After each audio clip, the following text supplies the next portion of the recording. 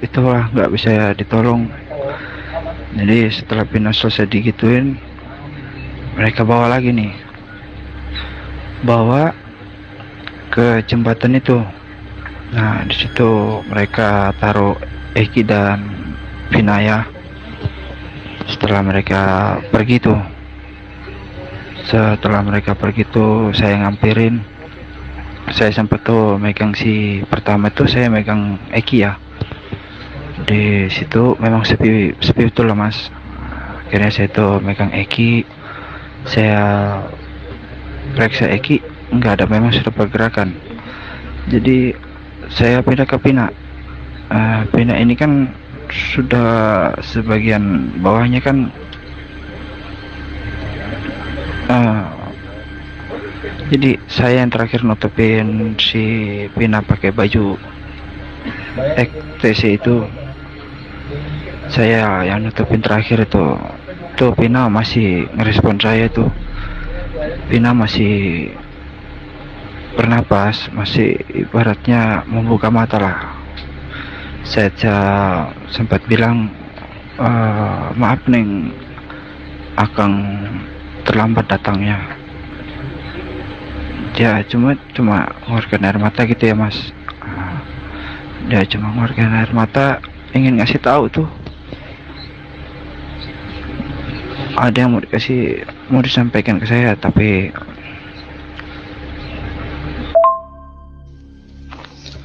Halo Mas, ini saya tanya nih Mas, sekali lagi Mas, apa benar sejujur-jujurnya Mas melihat Vina dan Eki dipukulin dan dilecehkan saat malam itu Mas? Ini saya tanya sekali lagi ya Mas ya. untuk sementara bukan saya tidak berani, cuma untuk melawan mereka itu kita harus pintar.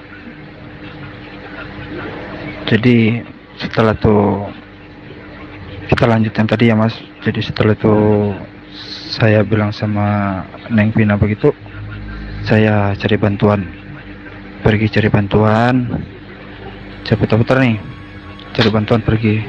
Saya pertama datangin itu warung yang pertama saya datangin, yang ada mas-mas yang saya ajak itu.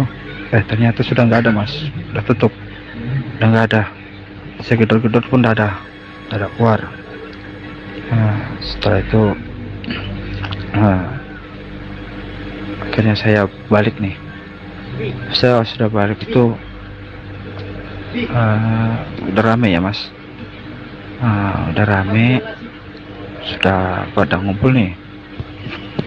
Sudah itu, ketika itu rame, saya maju nih. Saya ngeliat ini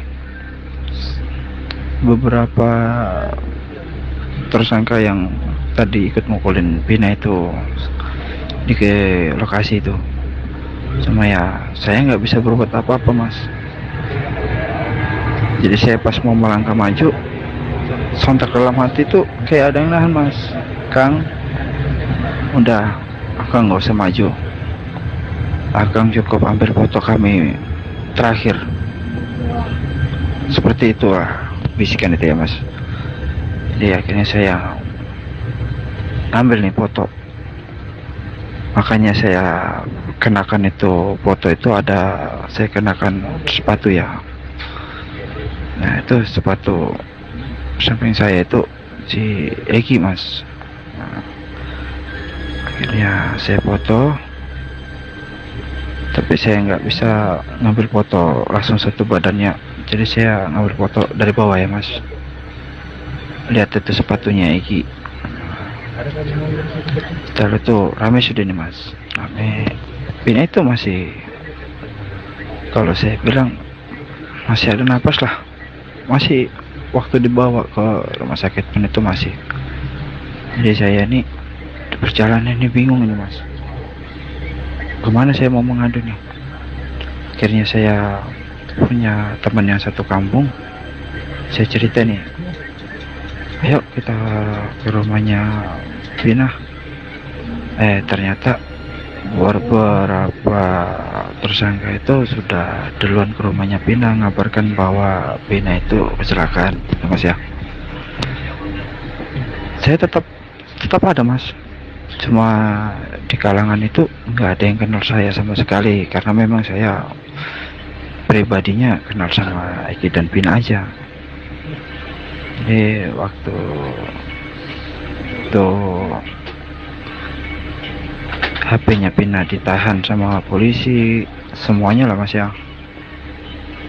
Tuh akhirnya polisi menyimpulkan kalau itu kecelakaan, ya, Mas. Karena berhubung polisi sudah menyimpulkan itu kecelakaan, hasil visum pun juga tidak jelas. Dan itu pertama awalnya itu hasil visum itu yang terdengar oleh saya, yang nempel di kemaluannya almarhum adalah spermanya Eki ya. Itu yang saya tahu pertama, Mas. Jadi saya bingung, kok bisa ya rumah sakit nggak tahu hasil otopsinya. Seharusnya kan di situ kan ada sperma mereka. Kenapa itu tidak keluar, Mas? Itu pertama. Yang kedua tuh mereka bilang Eki meninggal karena terakhir ditusuk ya.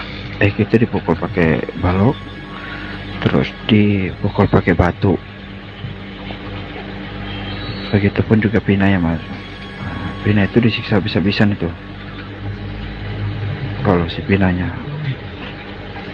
kalau untuk Pina memang disiksa habis-habisan tuh. Jadi saat itu mental saya betul-betul dihajar itu. Mental saya betul-betul dihajar habis-habisan sampai saya bingung nih.